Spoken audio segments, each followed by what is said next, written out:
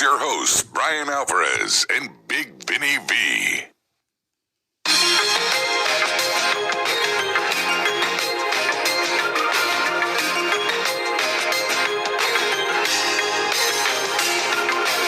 Brian Vinny Show here, March 17, 2020. Figure4online.com/wrestlingobserver.com. Well, it's Tuesday. I don't know if you're aware of this or not, everybody, but Retro Raw Nitro 19 years ago this week, not happening tonight. It is being delayed until we feel that we can get 4 people in this small room. God only knows when that'll be. Could be next year at this time. But in the meantime, Vinny and I are just going to barrel on through from at least 8 feet away. And tonight, I guess because we're not doing Retro Raw and Nitro, we've decided we are going to do the pay-per-views this week. Yeah. From 19 years ago, almost this week. So we were talking about what to do. Yes. Since we're not doing the last 2 Nitros and the Raws of the same days. And it seems to me like what we can do is kind of ease out of the retro phase, at least the retro. We can ease out of the Monday Night Wars by covering this Greed pay-per-view, which falls right in line. Because the last Nitro we watched... It actually is 19 years ago this week. Yeah, and the last Nitro we watched was the Greed Go-Home show. And then next week we can cover No Way Out 2001, which goes back in time a little bit, but it's the last WWE pay-per-view to where we were in the Retro Raws. And then after that, who knows? But for 2 weeks, we're kind of gradually stepping out of our Monday Night Wars coverage. Well, what I know is when we had the choice of Greed or No Way Out, I thought, man, everyone's pretty down this week. It's a pretty depressing week. So let's do Greed, because it's WCW, and you know it's going to fucking suck. We'll have a good laugh. Plus, if we watch the No Way Out show, I can't talk about Benoit again after last night. I need a week. And turns out Greed was a good show. On the whole. It was not the best show I ever saw, but it was way closer to the best than the worst. Way better than I expected. Yeah. What a way to go out for WCW. Now, this was the week that this show aired 2 days after everyone in WCW got the following letter. Oh. In early January, we told you about an agreement that we had reached to sell WCW and its related assets. At that time, we said that we would apprise you of any changes to the way WCW operates. Effective Tuesday, March 27th, WCW programming will begin a period of hiatus. That hiatus is still ongoing, I might add. That 19-year hiatus. During this hiatus, WCW will review its programming plans and determine the course of future WCW-branded entertainment events. On Wednesday, March 28th, please plan to attend an all-staff meeting at 10 a.m. at the power plant, at which point we will share with you further information regarding WCW plans. In the meantime, I hope you will maintain the level of professionalism that distinguishes our organization, particularly as we prepare for the upcoming Panama City, Florida event. Thank you, Brad Siegel. That is funny. Especially when you watch the Luger match with Bagwell. Well, if you've watched this company for the past 2-3 years. Yes. The professionalism we expect. Yes. From WCW. So, for those of you that don't know, the programming got canceled. And so there was just nothing left. It was done. It was dead. And they ended up selling. Well, we won't spoil it. People may not know how this... But they end up getting sold. We'll tell you more about that in the coming weeks. But man, this was just like ECW in a lot of ways. Like, to the end, there were the people that thought, oh, it's to work. Yes. Eric's sending out this press release, and they're just going to bring back all the stars, and this place is going to explode. And ironically, the opening match, Kwee Wee and Jason fucking Jet, who the fuck is this? He's just there. Well, it's the former Easy Money from WCW, or ECW, and he holds a distinction of being the only man to work the very last ECW and WCW pay-per-view. Well, hey. Yeah. So there you go. And he did a really good job. He did, as we shall get into right now. WCW Greed, March 18th, 2001. The show begins as a video package. We go to the stadium. It's in Jacksonville. It's a pretty good crowd. There's pyro. It feels like a big deal. And Tony Schiavone screams, it's the very first WCW Greed pay-per-view. That's sad. And yes, the opener is Kwee Wee versus a guy who, if you've just been watching Nitro every week, you have never heard of before, Jason Jett, in what Tony says is an extra added bonus for our fans in the very first match tonight. Yes. So Jason Jett, as you noted, was Easy Money in ECW. He actually been around a long time. I forgot about him because he hadn't been all the way back at Smoky Mountain. He'd been around for a long time, got over in ECW, and just had the rotten timing to start with WCW in their final month. Got over, and then the company died. He went over to Heartland after the sale. Spoiler. Didn't stick around long, and he's still wrestling. Long story short, he was never. I don't think he ever got to the level he was at, wrestling on pay-per-view for WCW. But he's still around. He got a TNA World Title shot not long ago. So that's the story of Jason Jett. Also, if you're wondering, I don't want to steal Craig's thunder, but he made his own gear. That's why it's so weird. Regardless, Craig give you that scoop? well, Craig mentioned how wacky it was on Twitter, and Lance pointed it out. I see. Who worked with him, obviously, in WCW. So Jason Jett has terrible gear, and he gets in the ring, and he's very innovative. Where almost every single thing he does has to be something new and creative. Can't just do a Vader bomb, has to do an extra quarter rotation and turn it into a left drop. Let's feud him with Canyon. Except the difference is, unlike almost every other moves guy we've seen, Canyon came to mind, Crowbar when he was still Devon Storm. Remember that match he had? Maybe it was Sabu, but they tend to do either just spam move, just do a move, do a move, do a move, do a move, do a move. They're all innovative and none of them mean a damn thing. Or in Crowbar's case, when he's moving the entire time 100,000 miles an hour, stop to finish, Jason Jett would do a wrestling move. It would be a move he hadn't seen before, and then he'd go for a cover. The guy would kick out and he'd move on. Or he would hit a move and he'd just pause. And he'd let the crowd pop and go wild because they hadn't seen this cool thing before. He would let the guy sell to get over to you, the viewer, this move had done damage. So while he was doing lots of innovative moves, they came in the context of doing a good professional wrestling match, a sporting event where his primary goal was to win. Should tell me this guy was a good worker? He was a very good worker. Wow. Did the buckshot lariat 19 years before, I'm sure young Hangman Page was watching the end of WCW. he may have been. But man, look at that match. So Look at that move. he did a bunch of cool moves, and then eventually, when it's time for the heat, he charges Kwee Wee in the corner, and Kwee Wee goes for like a backdrop, and rather than just like posting in the corner and dropping straight down to the floor, Jason Jett he just keeps on flying like a jet, and goes flying over the post and takes a really, really, really stupid bump to the floor. That was dumb. So Kwee Wee takes over. Kwee Wee's hair is such a great heel gimmick. Oh, it's atrocious. Because it comes out looking stupid anyway. And the more the match goes on, the worse it gets. The cat can vouch for how Yeah, the horrible cat hates his hair too. Yes. So the crowd, of course, lets him hear it about how terrible he looks every time he does anything during the heat. They have a top rope battle. Jett tries a power bomb. Kwee Wee in midair turned it into a Rana. I thought both of them were going to die. Somehow neither of them did. And then Jett hits the Tajiri elbow, does a big kip up, makes his comeback. They do a bunch of near falls. And a very clever finish. Kwee Wee falls outside in a spot where in 2020, every single wrestler in the world would do a big dive. But Jason Jett is a smart man. He shushes the crowd, gestures to them, please be quiet. And he lays down in the ring and plays dead. And Kwee Wee gets to his feet outside. He sees his man in the ring, ready to be finished off with the kill. He goes up top, goes to the big elbow. Jett barely dodges and grabs him and hits what is now called an X-Plex for the win. This was a very good pay-per-view opener. In hindsight, the best thing on the show.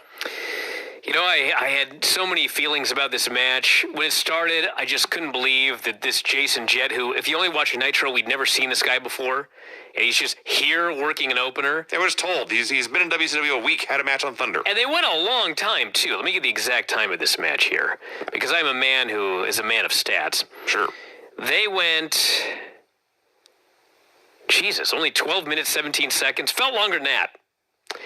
But they're doing this match, and I was watching, I was really enjoying it. It was a lot of fun.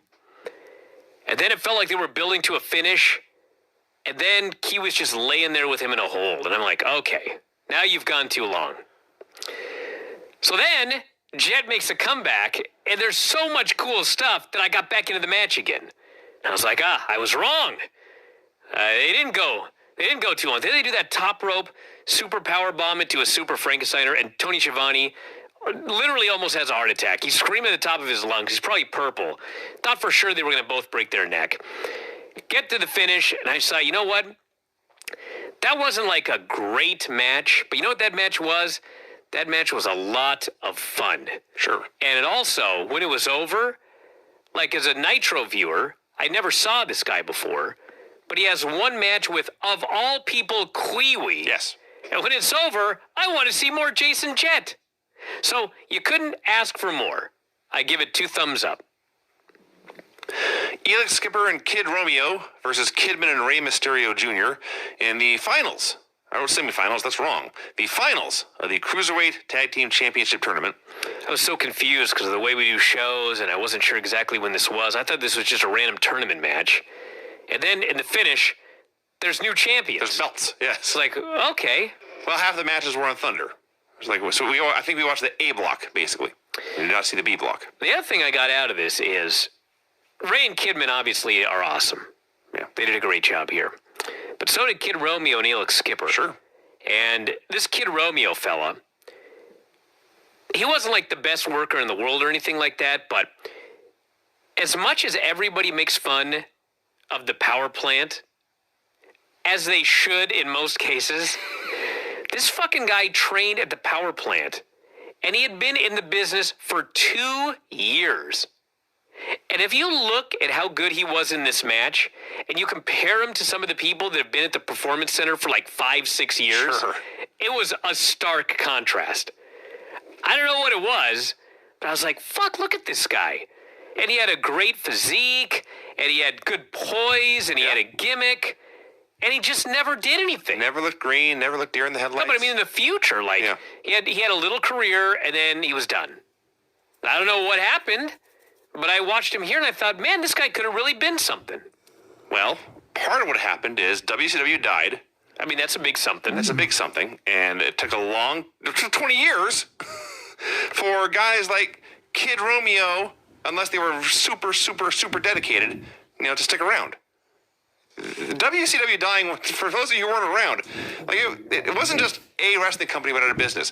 The wrestling industry suffered badly. Sure. For a long time. But I mean, what about Japan or Yes, there was Japan. TNA there was AJ Styles is the Mexico? same size he lasted, but Yeah, it was just weird. you have a guy like Kid Romeo who was pretty good. Maybe Kid Romeo didn't want to go to Mexico, didn't want to go to Japan. Well, he'd already gone to Japan. Which probably is one of the reasons that he was so good so quick. That actually would explain a lot. Yes. I don't know the answer, Brian, but I do know wrestling is healthier. Well, not even right now, but in 2019, wrestling was healthier than it was in 2001. So this is one of those matches where they start with just everyone flying everywhere. They're brawling in the ring. They're brawling in the crowd. Everyone's doing giant moves. Ray and Kidman do a stereo sprinting dives off the stage onto Romeo and Elix as they're standing by the ramp. And then they all move back to the ring, and a tag team match breaks out. Suddenly it's a sporting event. It's a pretty basic tag match. I did like Ray doing the El Santo combo with the senton rolling through to his feet and hitting a tope and the other guy outside. There's a lot of moves where one guy is holding a guy down to the mat and the other guy does a dive off the top rope. And after a bunch of spectacular stuff, Ray tries a cabrata. Romeo catches him, hits an Emerald Frozen for the win. Kind of random, but it was spectacular and fun. Kid Romeo interview from 2019 Well, there you go then. on VOC Nation's In the Room podcast. About the power play, he says, Paul Orndorff was awesome, but he was a little bit bipolar. He would have a great match on TV, and then when we showed up, he'd say, you guys suck. He'd have us doing squats, running, bumping for no reason. They want to make you pay those dues. He was on us. He never wanted us to get too relaxed. Jody Hamilton was very relaxed. He never yelled or anything. He just talked. Sarge was very animated. He couldn't help but to spit on you when he talked. That was his gimmick. Talks about being a former exotic dancer. Well, Says on the day that WCW was sold, spoiler, Shane McMahon came in, went around the room, picked and chose whose hand he was going to shake, and we just got a nudge with a hand on our head, and we just kept going. If I would have broken in 3 years earlier, my chances would have been different, I think. I wasn't the greatest wrestler. I wasn't a breakthrough innovator, but my character carried me through. I always got a response from the audience. And he did go to TNA for a little while there. all right, well, tried it. And finally, on whether he has regrets, he says, you know how the business is? You look at one person the wrong way, your career could be done. I didn't expect wrestling to be like that. If I could have changed anything, I would have kept quieter about my past and stayed away from girls. Former exotic dancer he was. Yes. There you go. Backstage, Buff Bagwell has his own personal cameraman who is using Buff's own camcorder. They were in this documentary. They're still doing the documentary. So he goes into Flair's office. Sad we never saw this. The company died. I wonder the final product. Yes. But the World of Buff. So he goes into Flair's office. They ask how Animal's head is. Apparently, Animal got hit from behind, he stresses, on Thunder. Yeah, there was a match with M.I. Smooth. Remember when M.I. Put on took all, Nitro? when he took all, no, he took all the shots to the head. On Nitro. Yeah, and then they did the match on Thunder. Him and Shat beat Animal and Canyon. We talked about this last week. Yes. That was the match. Okay. Which, by the way, did take place 2 hours after he took those chair shots. Yes. Because they taped the same night. Yeah. So Flair says Scott Steiner is convinced it's one of them. There's a traitor amongst them doing all these attacks, laying out Medeja, laying out Animal. They all blow this off. This talk that one of them might be a mole. They talk about their respective tag matches tonight. And Buff asks, by the way, where is Scotty? Flair says, well, he's ultra paranoid. Until he finds out who took out Medeja and hit Animal, he's in his own dressing room. Buff won't stand for this. Buff vows to get the Magnificent Seven back together tonight. Now, I mentioned earlier, this was not the best pay-per-view I ever saw. I fell off a cliff here for a while. Oh, Sean Stasiak versus Bam Bam Bigelow. so not as good as the previous match. Or the match before that. Or frankly, I think as anything else on the show. Oh, no, this was better than the Luke match. You know what? I'm sorry. There's a lot of stuff worse than this. Now, this was not good. Sean Stasiak. First, Stacy comes out. She's still Stacy, but she's dressed like Miss Hancock again. She introduces the Sean and Stacy show. Stasiak comes out to wacky new music. The match begins. It's like a house show. Stasiak just stalls and stalls and stalls forever. Match finally starts. It's hardly any better than the stalling. Bam Bam hits the headbutt. Stasiak kicks out. Stacy takes the referee, tosses her hairspray to Stasiak. Stasiak sprays the hairspray in Bam Bam's eyes, hits a neck breaker, and wins. Weak-ass match, I wrote. Well, that was a weak-ass match. It was a bad house show match given too much time on pay-per-view. We did get Stacy And no and a bunch of 8x10s afterwards, handing them out to everybody, and Stasiak tried to give one to Bigelow. Scott Hudson screams, "He doesn't want that picture!" I like Scott Hudson sometimes. That was a funny line. He was appalled. Just disgusted. Kat and Miss Jones have a chat backstage, which for some reason we see people backstage talking all the time. This one was via hidden security camera footage. So he wants her to stay in the back while he deals with Canyon.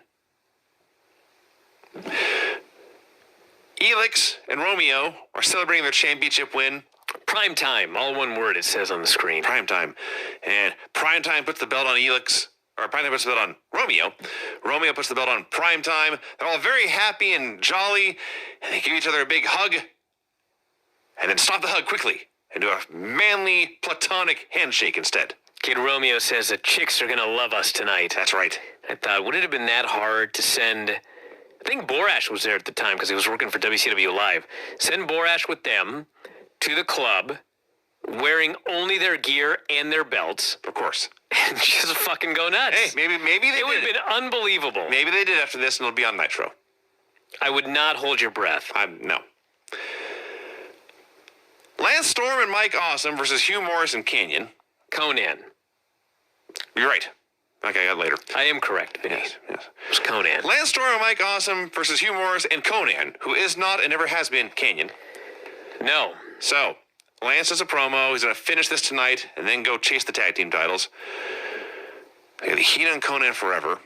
Mike Awesome, you said something similar about Dominic Dijakovic the other day when you noted he's not a great worker, but he can do a lot of cool stuff. Yes. So you just put him in there with Keith Lee and say, do whatever you want. And the stunt show, the car wreck would be awesome. Yes. Mike Awesome can do a lot of cool things in a car wreck. But you put him in a wrestling match and ask him to do just a wrestling match, it's not going to go well. When it's time for the comeback and Hugh Morris eventually gets a hot tag, he hits the ring at House of Fire. He punches Mike Awesome, and Awesome takes a big bump. And Hugh Morris turns around and he punches Lance, and Lance takes a big bump. And Morris turns around to hit Awesome again, and Awesome is still down selling. And Hugh looks at him, and he turns around and he punches Lance again. Bumping and feeding, not in Mike Awesome's repertoire. I like when Lance and Mike Awesome were trying, they were going to do something on Conan. I don't know what it was. I didn't go back to check. But all I see is something gets screwed up, and Mike Awesome fucking hits Conan with a forearm to the face so fucking hard. And Conan, luckily it was the heat, because Conan just had to sell for like 5 minutes. But this was brutal. You just heard this thwap when he whacks this poor fucking guy in the face. So yeah, they had Morris go up top. Lance distracted him. Awesome goes behind. Running Awesome Bomb gets the pin. I thought it was fine. Conan getting worked over for a long time. It was too long. Yes. But what can you do? It was fine when Lance was in there. It was a mess when Mike Awesome was in there. And also, much better when Hugh Morris was in there than when Conan was in there. I don't think any of this should surprise anyone. I also like, and this isn't actually the fault of anyone in the match, kind of maybe, the setup for the hot tag is Lance and Conan do a double clothesline. And Conan's supposed to crawl over to Hugh and make the tag. In the process, he rolls right over Lance, so the announcers think it's a cover. Then the camera cuts to Hugh, and the hot tag comes so out of nowhere that you barely even see Conan crawling for it. You just see a close-up of Hugh Morris reaching for a tag, and suddenly there's just a hand that touches his and he hits the ring. Yeah, this is kind of a mess. We go to Dusty and Dustin Rhodes' dressing room. Dusty is just out of his mind. He's getting paid. Mm-hmm. He probably got the letter.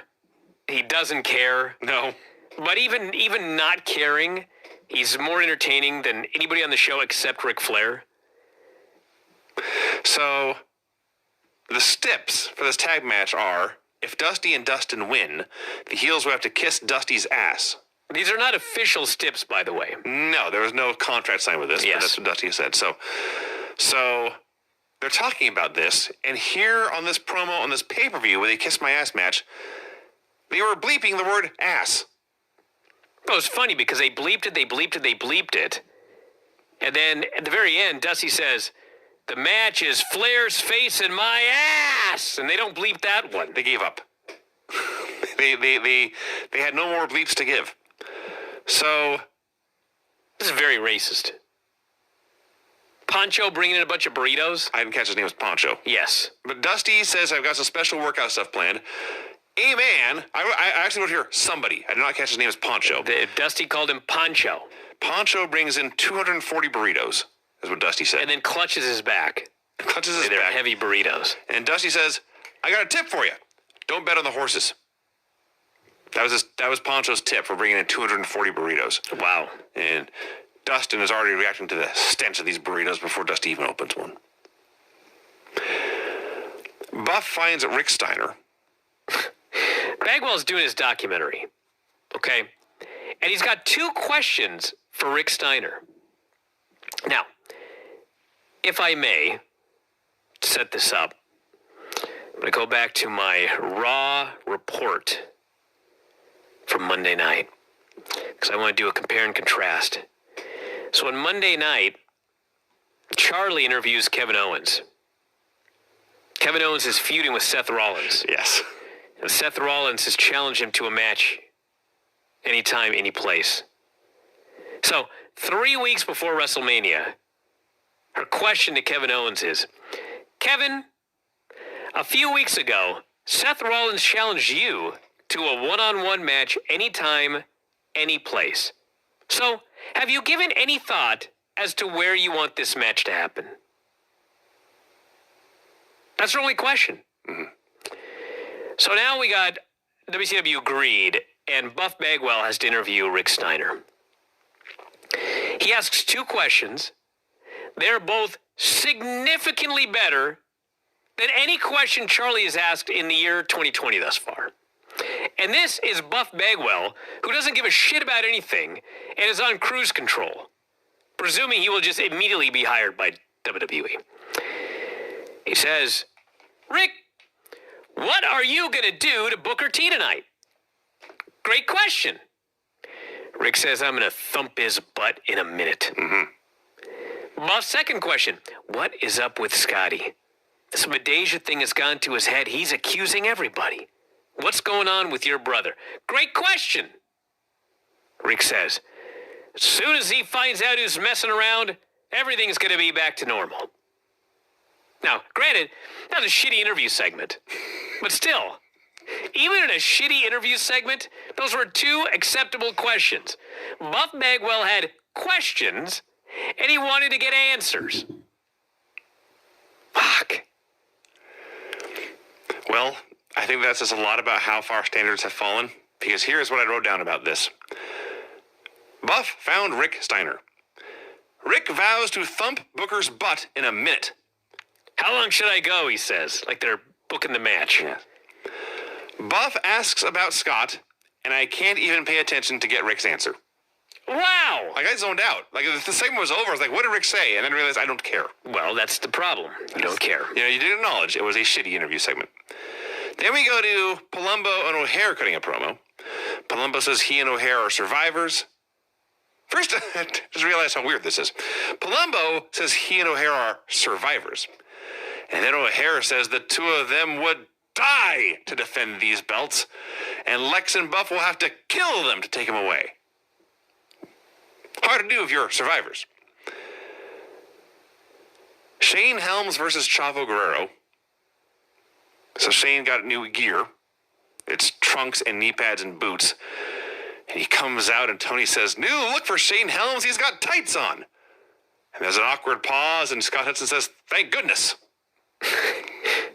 Were they tights? I thought they were trunks. They were trunks, but Well, those aren't tights. they're not tights, but nor are they the baggy cargo pants. That's true, but I mean, we gotta be. They were trunks, not tights. Yes, accuracy is very important on this show, Vinny. I'm quoting Tony. Tony got it wrong. So this match was the most painfully average, and I want to stress this, painfully average match you ever saw. Like, at no point was this a bad match. But at no point were they doing anything particularly good either. They're just out there doing a pro wrestling match as it should be done. There was nothing insulting. There's nothing offensive. There's nothing terrible. There's nothing sloppy. There's nothing to make fun of, frankly. But at the same time, there was nothing to get excited about. You know what this was, Vinny? Nothing to enjoy. Let me nothing explain to look this to forward to. This was what we've talked about many times. They were 205 Live. Yes, actually. Because the fact of the matter is, with all the big guys doing dives and everything like that, even in the year 2001, if you wanted people to care about your cruiserweight match, you had 2 choices. You could either be Ray or Kidman, who were stars to the audience and would get the people into the action, or you had to do a bunch of fucking crazy shit. These guys went out here, and Chavo especially, I mean, God bless Chavo, but he did no crazy shit. Zero. He worked like a heavyweight professional wrestler. From the 70s. But he was the cruiserweight champion. Yes. And he had his match with Shane Helms, not vice versa. So Shane did like a couple of things, but basically it was just like 2 guys who the crowd didn't see as very big stars, who are small, wrestling a heavyweight style match. And I thought that, like, you know, technically, it was a good match, but nobody gave two shits about it. No. No one in the crowd cared. I didn't care. No. You didn't care. No. I'm not sure anybody cared. There appeared to be a boring chant. There were boring chants that appeared to have been tried to be covered with piped-in noise. I Yes. think that's what was going on. Now at the very end, and this goes back to everything that I just said. The two things you need to have people care about your cruiserweight match: crazy shit or being a star. Neither man was going to be a star by the end of this match, but when Chavo went for the gory special and Shane flipped over and lifted him up into position for the vertebreaker, which is crazy shit, fucking crowd went crazy. They thought he's going to drop this guy in his goddamn head. And he did, and they fucking went crazy. They saw something scary. He pinned him. They saw a title change, and they went crazy. Yes. And then the Nitro Girls, which you won't believe this in 2020, they were called the Sugar Babies. They came out and danced and shook their asses, and that was the segment. That was the segment. Yes, it was a cool finish, which negated the super slow parts that got boring chants, leading again to just average. Jarrett and Flair are doing a promo on the camcorder. They're just talking about the tag match. They're not going to kiss anyone's ass. They just say this once or twice. It goes like 15 seconds, and there's a pause, and Flair looks into the camera and says, "End it! Book it! It's done!" The promo ended. Booker T does a backstage promo. Tells Rick to save the drama for your mama. This U.S. title has eluded me for 8 years, but tonight it's going around my waist. Don't hate the player, hate the game. All right, allow me.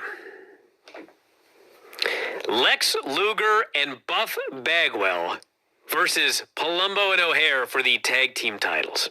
Correct. All right.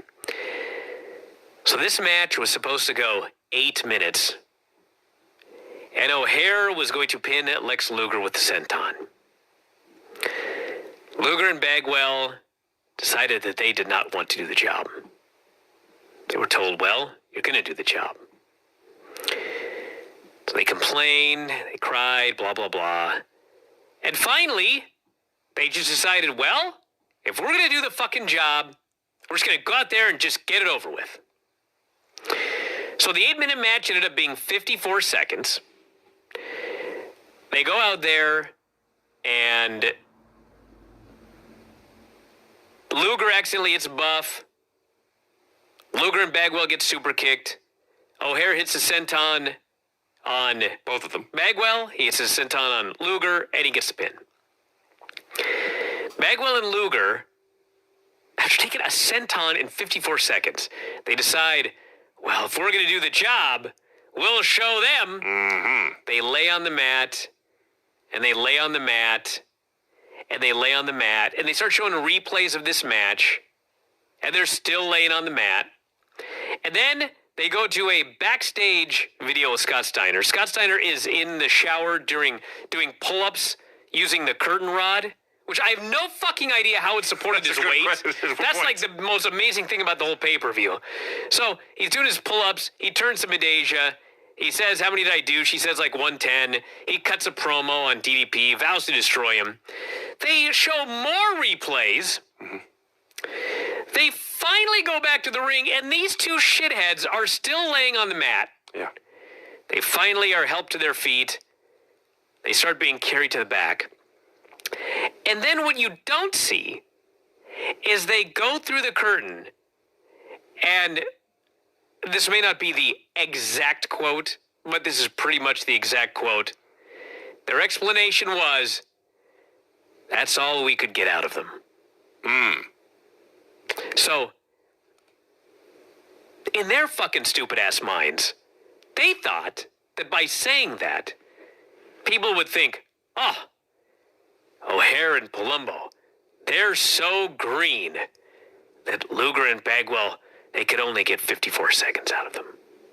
But they're so, God bless them, this is the example of people who are so dumb, they don't even know how dumb they are. To go out there and say, that's all we could get out of them. That's not burying Palumbo and O'Haire. That's burying you two, dumb shits. You're telling the world that you could not get 2 minutes out of Palumbo and O'Hare. Yeah. Well, fuck. What are we paying you for? Jesus Christ. You know how many matches I've seen with Palumbo and O'Hare that have gone way more than 54 seconds, that have been fine matches? All of them. Sometimes there's a missed spot here. Sometimes there's something here that doesn't look great. But fuck, everyone else has gotten more than 54 seconds out of these two guys. What the fuck are we paying you two fuckers for? And if I recall correctly, we'll know in a few weeks, I believe the next night on Nitro, Palumbo and O'Hare face Lance and Mike Awesome. I wonder if they can get 54 seconds out of these two guys. Well, I guess we'll have to wait and see. We may never know. What a fucking disaster this was. What were you saying in that letter about the professionalism of the fucking WCW? professionalism. And you know what's even better? They fucking hired Bagwell. And not only did they hire him, but as most of you are probably aware, that Tacoma show was supposed to be Booker T versus Lance Storm for the title. And the decision was made that, you know what? Bagwell is probably the bigger name. And so they gave him that match. And as they say, the rest is fucking history. If somebody from WWE would have just watched this fucking match right here, God only knows TNA would have been called WCW until today. So, yes, we have the Steiner thing backstage. We go back to the ring. Lex, by the time they go back, it's been like close to 10 minutes now. Lex is at least like rolled to the floor. Bagwell literally has not moved. Tony Schiavone and Scott Hudson, who once watched Marcus Bagwell suffer a broken neck in the ring and be unable to get up, they're legit worried. They're concerned. And the referees start to roll Bagwell over, and they're screaming, no, don't do that. Wait for the TMTs to get here. And then Bagwell sits up. They say, okay, he's not paralyzed. That's good. And he's helped to the back. And I don't think Tony and Scott quite ever figured out what was going on until the next segment had actually begun. Now, the next segment is Cat versus Canyon. I think I would rather watch Buff and Lex lay in the ring doing nothing. So I wouldn't say it was that bad. I preferred to watch this match over those two idiots acting like clowns. So Canyon now, for some reason, he's obsessed with Miss Jones and doing horrible things to her. He has two goals in mind. The first is to take out Miss Jones for some reason. The second, as noted, he must do a lot of moves. And then once he's tried both of those, he just goes to a chin lock in the middle of this match. He's done his moves. He's got the Cat incapacitated to the point where he can just wrap his arm around his head and lay there. Why did he give up going for Miss Jones as he had done earlier? I don't know. The Cat has the win with the feliner, but Canyon gets a foot on the ropes. Canyon then hits a weapon shot. Now the Cat kicks out of the weapon shot, but he's still selling. He's still down on the mat, dead. Canyon then deliberately, on purpose, unmistakably takes out the referee. Just clobbers him from behind. He dares Miss Jones to get into the ring, and she does. The Cat recovers. The Cat grabs Canyon. Miss Jones throws a kick at Canyon. Miss Jones misses a kick, but Shat takes a bump. That's what happened. That happened. She just threw her leg in the air, and Shat fell down because she was supposed to accidentally kick him. I can't believe how much crap they stuffed into this match. Not this much needed to happen in this particular match. So now the Cat's down. The referee is down. Canyon dares Miss Jones to fight him. Miss Jones is willing to fight him. They don't do much. In fact, he never actually laid a hand on her, I don't think. Eventually, she does nail him with a kick. He turns around. The Cat hits his kick. And the ref is there to count the pin. This fucking sucked, I wrote. Well, the good news is, and I will get the good news out of the way first. This was happy ending, poetic justice, storytelling. Shat and Miss Jones got their revenge on Canyon. So that was good. Did Canyon need to do 25,000 moves in this match? And did they need to kick out of 85,000 moves? Which is more moves than they actually did in the match? I don't think they needed to do that. No. This was not the main event of WrestleMania. Thank God. That would be a bad Mania. So I was just watching going, oh my God, how many moves are we going to kick out of here? Like, I didn't even know there were that many moves in wrestling. They did all of them and kicked out of them. So then we get the poetic justice and the happy ending and the fans cheering. And I thought, match was overkill, but you know what? Not terrible. Then the moment I say it was a happy ending, Canyon fucking attacks the Shad and he lays him out. This feud must continue. And he goes to kill Miss Jones. And I'm like, are you fucking kidding me? You gave the people a happy ending and now you're just... But then out came M.I. Smooth and he saved the day. So in the end, another happy ending there. M.I. Smooth helped run off Canyon. I suppose. So I didn't hate it, but I certainly, in my lifetime, do not ever need to see this match again. I hated it. I will say that. I hated it. So, at this point, now, we've been watching the Monday Night Wars for a long time. I usually watch Raw, take a break, and then watch Nitro. This was a 3-hour show. So, it's actually probably shorter than those two shows back to back, but I, at this point, really, really bad wanted to take a break. It was like an hour left in the show. I muscled my way through. Camcorder guy captures Lex and Buff Bagwell bickering backstage. You accidentally hit me. It was your fault. Blah, blah, blah. They decide to go their separate ways before one of them says something they will both regret. And they storm off. And the Buff turns and yells at the camera guy who's filming this, of all things. We go back to the Rhodeses. Dustin is outraged at Dusty's pre-match ceremony here, or a ritual of eating 240 burritos. Dusty is standing up, rubbing his belly, so I can feel him working all the way down to my saddlebags, he says. And he's stretching, and Dustin warns him, please, don't lift your leg this way. And Dusty vows it's going to get smelly. No subtlety about what's going on here. So we go back to Hudson and Shivani, and Scott is trying to talk about what we just saw in the camcorder with Buff Bagwell and Lex Luger. It's more cracked than the Magnificent Seven. Maybe one of them is the traitor, blah, blah, blah. For like a minute, he talks, and he turns to Tony, and Tony just says, we just saw Dusty eat 40 burritos, and you want me to talk about Buff and Lex?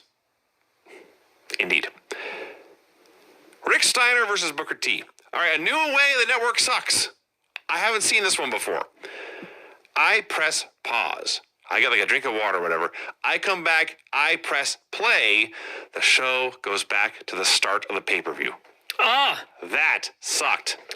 Yeah, I've had that happen before on live shows when we try to watch after it started.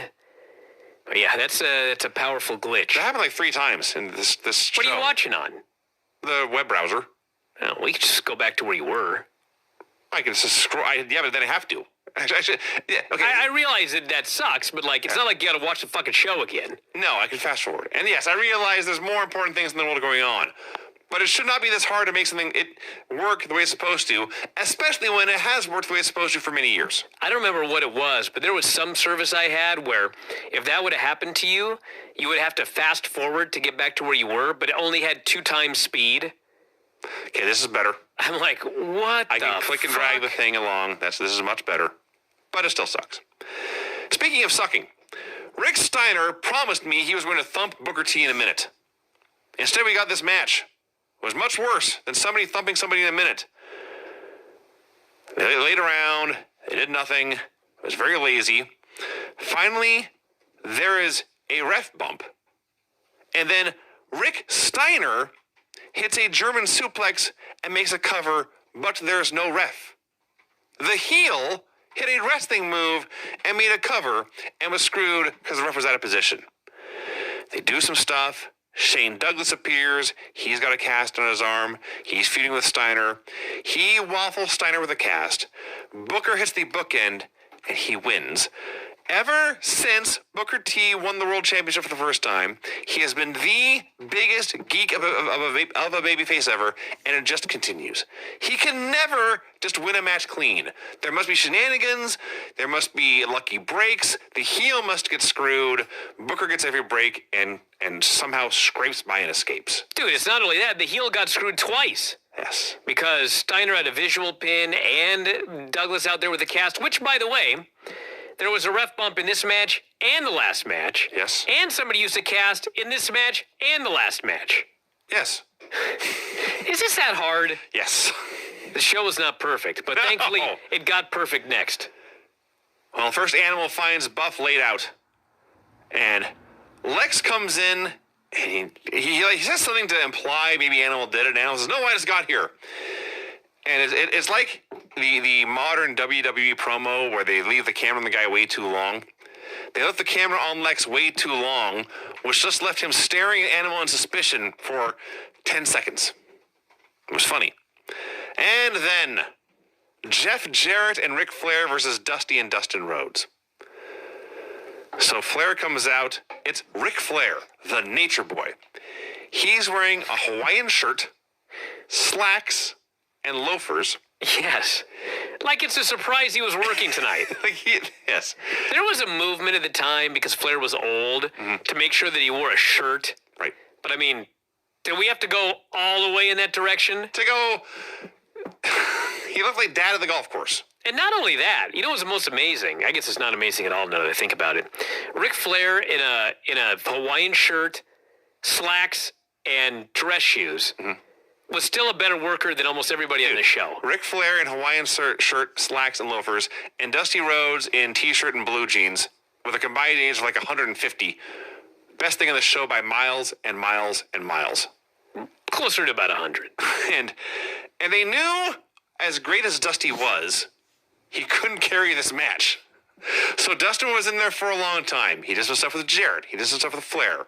They built and teased. It wasn't like a hot tag. It wasn't like Dustin had the heat on him at first. But they just had Dustin do a bunch of stuff so the fans would want to see Dusty. They tagged Dusty in. Dusty did a bunch of comedy. Dusty and Flair did their shtick. It went like a minute. Dusty tagged out again. Then they got the heat on Dustin. And eventually, it built up to the real hot tag to Dusty, and he did like a minute again. Dusty was only in this match actually wrestling for like 2 or 3 minutes. Good! Yes, that's my point. They knew what he could do and how great it would be, and they didn't give it a chance to get overexposed or start to wear thin. Let me simplify this in one sentence. These guys were incredible doing virtually nothing but Yes. getting everything out of it. Yes, that is also Yes. true. They did like one high spot, which was headlock tackle. That was the spot. It may have been. Fucking place went absolutely crazy. And like every time Flair would do something crazy, Dusty would just raise the elbow. Yes. The way that you raise your fist, and Flair would, oh man, it was great. Yes, and Dusty would always wiggle his ass at people. In the context of this match, it meant more. So Dusty gets the hot tag. He whips Flair in, gives him the bionic elbow. Flair takes a big flat back bump right in his back in the middle of the ring. And Dusty waddles over to the other side, and it takes him a while to get there. And he raises the elbow again for the big fat elbow. And Ric Flair, still in slacks and Hawaiian shirt, on his back, looks up at Dusty, raises his hands and screams, "No!" But Dusty dropped the elbow on him Yes. and pinned him. Oh, excuse me, no, there was more. No, they botched the fucking finish. They did. Dustin and Flair botched a small package. But somehow, I'm trying to think of like the best way to describe this using real life. I can't even think of it. But like, they both fucked up the beginning, but somehow, in falling off the cliff, they fell into the cover and got the finish. About right. I don't even know, it was the craziest thing. Dustin goes to do it. Flair rolls early. Dustin falls down, but he falls on Flair and pins him. They took entirely different routes to get there, but ended up Yes. at the correct destination. Yes. Yes. It did not look good, but hey, it got the job done. Now, in all honesty, I cannot sit here with a straight face and tell you this was a particularly good wrestling match, but it was the most fun thing on the show. It was 5-star entertainment. Yes. And then, if you want to break the scale, when the match is over, Dusty told Flair to pucker up, get in here, and kiss my big white ass. Yes. And Flair is in the aisle, selling words. His eyes are bugging out. He's gesturing wildly. He's screaming. And he refuses to get in the ring. Mm-hmm. And so they take out Jarrett. Yes. And they lay him out, and he bumps into the corner. And Dusty pulls his fucking pants down, and he's got the biggest pair of red underwear you've ever seen.